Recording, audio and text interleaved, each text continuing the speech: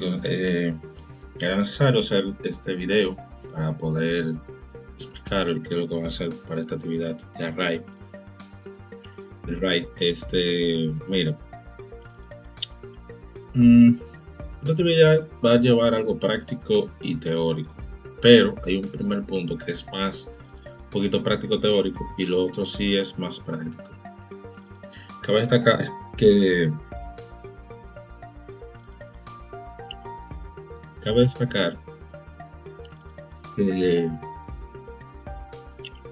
cuando nosotros trabajamos con RAID, nosotros ya imaginamos que vamos a montar un servidor o vamos a tener varios contratos de RAID. No, aquí lo que vamos a hacer es comprender a nivel de teoría y práctico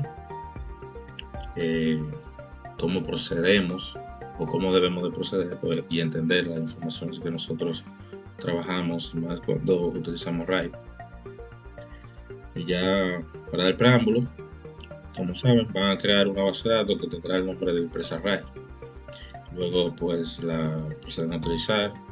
Hay dos puntos específicos que son dos creaciones de tabla. Una va a tener 8 columnas y la siguiente va a tener 4. El nombre de esta tabla ustedes le van a poner el nombre de clientes. Y también van a crear una que se llame ventas. ¿Qué realizarás? Tú no vas a configurar discos físicos reales. Tampoco vas a usar comandos RAID en el sistema operativo. Lo que tú vas a hacer es interpretar, documentar y explicar, simular cómo se organiza un servidor en una SQL profesional. Es más administrativo y teórico y práctico, como venía diciéndolo. ¿Qué significa simulación de organización RAID? Significa, si esta base de datos tuviera un servidor real, ¿cómo organizaríamos los discos? No es crear RAID real, es explicar. Bien, entonces como ustedes van a crear una base de datos y van a agregar las tablas, entonces estos datos que nosotros o ustedes van a tener son los que van a permitir que ustedes van a completar estos dos. ¿Dónde debería guardarse y el por qué? Por ejemplo, si hablo de datos MySQL, ustedes deben de especificar qué tipo de RAID sería. Recuerden que hay varias versiones. Y esto ustedes tienen que entenderlo para saber cómo manejar dicha información, y más si es de esta misma base de datos. ¿Dónde convendría guardarse? Sería entre un RAID 1 o 5. Y el por qué, digamos que para protección. Los logs lo que hace es para presentar los errores de los datos y dónde debería guardarse en el disco separado. ¿Por qué? Por seguridad. Temporales sería un array 0. Recuerden que hay varios tipos de array, varias versiones. Todo va a depender en el motivo de por qué tú utilizarías el array 0 para temporales. ¿Para qué? Para velocidad. Sistema operativo, digamos disco independiente, se guardaría. ¿Y por qué? Para un tema de estabilidad. Lo más importante de esto es que no necesitas comandos RAID para hacer esta actividad, sino comprender para qué funcionalidad debería guardarse y el por qué. Y eso es lo que tú vas a determinar. No es necesario tener comandos RAID, no necesitas configurar el disco físico, no necesitas también VirtualBox ni Linux. Me hubiese gustado que lo trabajáramos con VirtualBox, pero ya eso sería para una próxima. Ya que esto sí sería muy ideal utilizar un VirtualBox, o sea, hacer una máquina virtual donde tendríamos servidores y por ende podríamos conectar varias bases de datos. Una explicación para el tema de esta simulación sería datos MySQL se recomienda tener en array 1 o 5. En array 1 porque protege la información. ¿Okay? Esto es un desglose. Y el array 5 porque ofrece redundancia y rendimiento. Los logs son importantes para la recuperación y monitoreo. Por eso se recomienda tener el disco separado en array 1. ¿Okay? Para el tema de los errores. Y la recuperación de información cuando se pierde. Temporales, los archivos temporales necesitan rapidez, por eso el array 0 aumenta la velocidad. ¿Okay? Y los sistemas operativos deben de estar separados para evitar afectar el rendimiento de la base de datos. Bien, vamos a pasar a un punto muy importante que es la configuración de optimización. Si ustedes se fijan, yo tengo esto es un ejemplo. Hay un escrito, hay unos screenshots que esto a nivel de código que en breve lo voy a presentar. para que ustedes lo puedan realizar también y puedan comprender el funcionamiento de todo esto, es que hice una descripción específica entendiendo qué es lo que yo estoy comprendiendo en base a la consulta que estoy haciendo, específicamente de estos tipos de parámetros. Por ejemplo, tenemos un parámetro InnoDB, tenemos un TMPDIR, un log de errores y el sync bin log. Si ustedes se fijan, hay unos screenshots y esto lo voy a explicar ahora más detallado. Primero voy a explicar la interpretación de toda esta información. Por ejemplo, el InnoDB Buffer Put Size interpretación. Este parámetro lo que hace es controlar la memoria RAM que MySQL usa para guardar datos temporalmente y acelerar consultas. Mientras más memoria tengas, más rápido trabaja MySQL. Ejemplo explicado: si una empresa consulta a muchos estudiantes, seller, from clientes, mi MySQL guarda datos en memoria para no buscarlo en disco cada vez. ¿Okay? ¿Cuál es su función? Esto lo que hace es definir la memoria RAM utilizada por MySQL para acelerar las consultas y datos. Okay, este es el proceso que hace. Esto lo que hace es definir la memoria.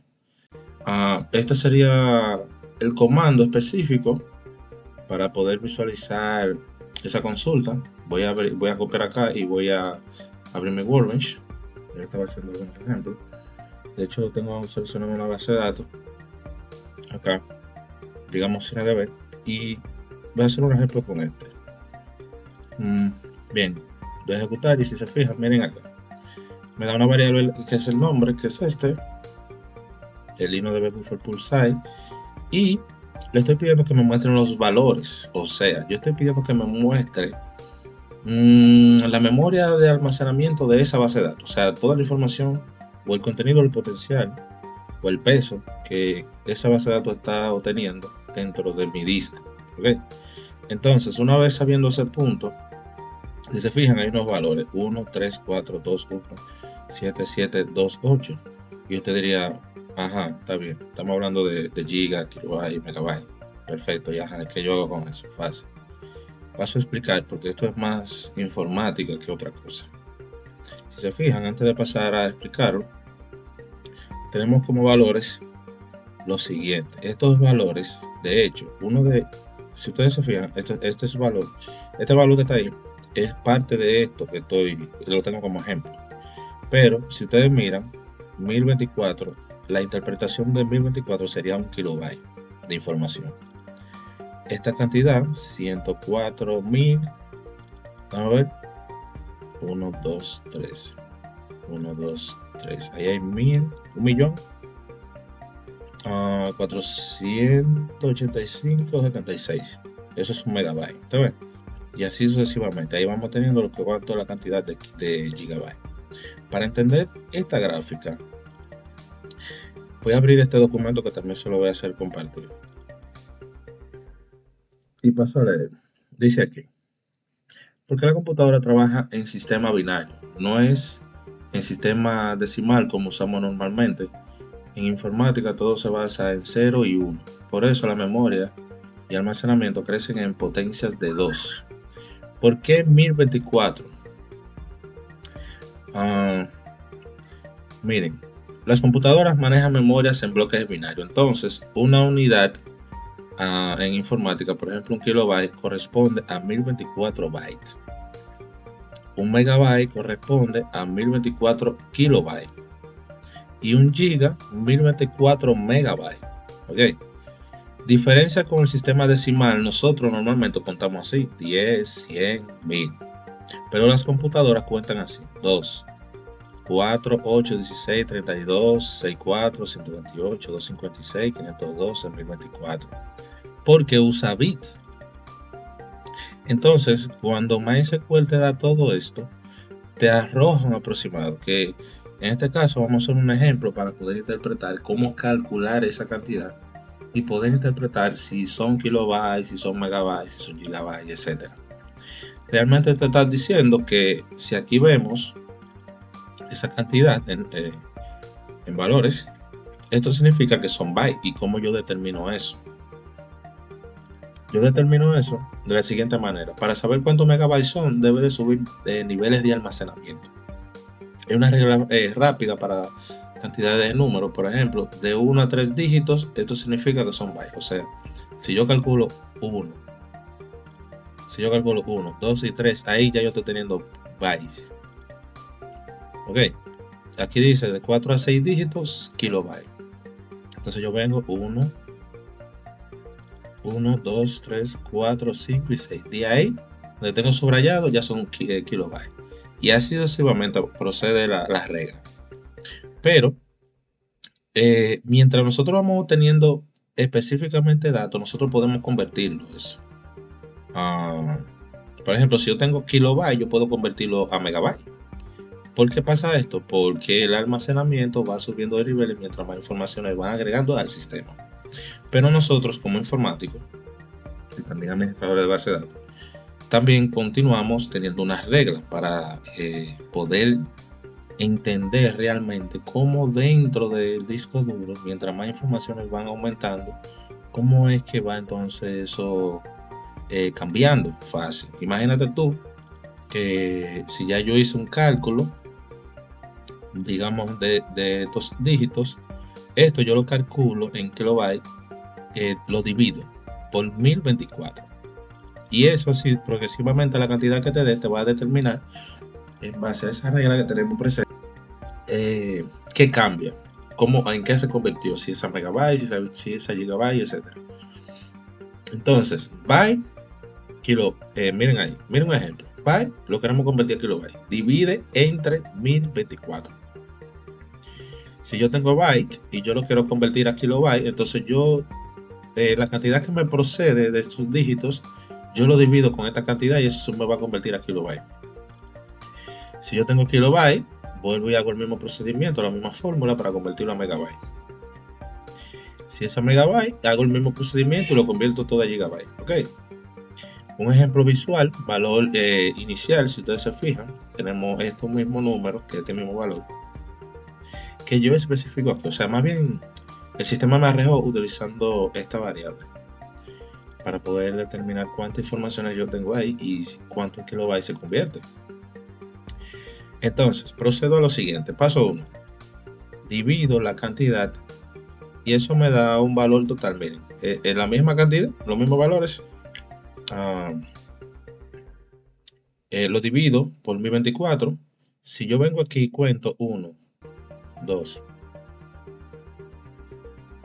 3, 4, 5, 6, 7, 8, 9 y yo vengo aquí a mi regla, si son 9 entonces megabyte, si son 7 a 9 dígitos entonces megabyte. Quiere decir esto que inmediatamente yo haga este cálculo matemático dividiéndolo con 1024 se va a convertir a gigabyte, que eso es lo que indica la regla. ¿Y cómo sabemos? Si vemos la cantidad, inmediatamente hacemos la división, calculamos aquí 1, 2, 3, 4, 5, 6, 7, 8, 9, 10, 11, 12, 13 y así sucesivamente. ¿Qué quiere decir eso? Que después de 10 dígitos ya se convierte en gigabyte. Algo simple. Eso es para que ustedes puedan determinar el procedimiento de esto. Entonces, creo que esto se entiende. Porque si yo tengo gigabyte, entonces si yo vengo aquí a mi regla, 1, 2, 3, 4, 5, 6, y yo vengo aquí, dice 6, oiga, de gigabyte se convierte a kilobyte. Entonces ahora tengo un total de 1000, vamos a ver, 131.000 con 72. Entonces ya se convierte a kilobyte, mírenlo acá. Y así podemos entonces nosotros determinar cómo hacer un cálculo de cuántas informaciones tenemos y poder determinar si es kilobyte, megabyte y etcétera. Bien, vamos con el siguiente. TMPDIR. Interpretación. Esto lo que hace es definir la carpeta donde MySQL guarda archivos temporales. Se usa en consultas grandes como byte, en operaciones rápidas. Ejemplo explicado, cuando MySQL organiza datos, por ejemplo como este que estamos acá, puedes crear archivos temporales Su función define la ubicación de archivos temporales de MySQL. Su importancia es ayudar al rendimiento en consultas grandes. Esto que vemos acá es el comando para hacer dicha consulta. Y vamos a hacer un ejemplo. Mi variable me indica que al utilizar el tmpdir, lo que me indica es dónde se almacenan los archivos de manera de registros. Ustedes saben que cuando nosotros utilizamos nuestra computadora, hacemos aquí tarea, se va a un área donde se llama archivos temporales. ¿Cómo yo puedo visualizar eso? Si ustedes se fijan y ven aquí, miren aquí, la C me indica que este es el disco C, o sea, tu disco duro. Lo que me indica es que yo tengo que acceder al disco C, Windows, que es la carpeta, Service, que es otra carpeta, Network, que es otra carpeta, Update, otra carpeta local y TEM. Entonces, hay otra manera también, como por ejemplo presionar en el teclado Windows y R y escribir TEM y hacemos clic aquí. Si se fijan, es esta área que me indica, esta carpeta. Todos estos archivos nosotros podemos borrarlos y eso no afecta en absoluto nuestra base de datos, ya que esto prácticamente son archivos basura que se generan muchas veces cuando dejamos de darle mantenimiento a la computadora. Esto se almacena y consume también gigabytes y lo que hace es realizar el proceso de base de datos. Ustedes como administradores de base de datos, ustedes tienen que tener conocimiento de esto y siempre dar constante mantenimiento, nada más no es a nuestro sistema, a nuestro gestor de base de datos o a las tablas, también a los componentes de esta computadora, a esta computadora que tú vayas a trabajar o el servidor donde tú vayas a trabajar. Entonces este es un método muy efectivo que también ayuda mucho a lo que es el tipo de rendimiento de mi base de datos. Vamos a conocer los logs y errores. Los logs guardan errores del servidor en MySQL. Sirve para detectar problemas, revisar fallos, monitorear el servidor. MySQL falla o si MySQL falla o una tabla tiene errores, el sistema registra el problema en el log. Su función es guardar los errores y eventos importantes del servidor de MySQL. También permite monitorear y solucionar problemas. Esto que está acá, este comando que me va a permitir a mí visualizar este log. Entonces yo copio el comando, lo ejecuto y vemos aquí en el área de valores algo que me indica si está activado esta variable y si identifica si hay tipo de errores. Si se fijan ahí dice ingeniero.err, eso quiere decir que no hay fallo en la detección de errores. Y usted diría, ok, está bien, perfecto. ¿Cuál sería entonces la manera en que si se encuentra desactivado, cómo se visualizaría? Fácil, ahí se aparecería entre null o empty, entre otros. Entonces yo lo que voy a proceder a abrir otro documento que tengo acá, que también se lo voy a hacer llegar, para comprender un poquito más a fondo el tema del log. Bien.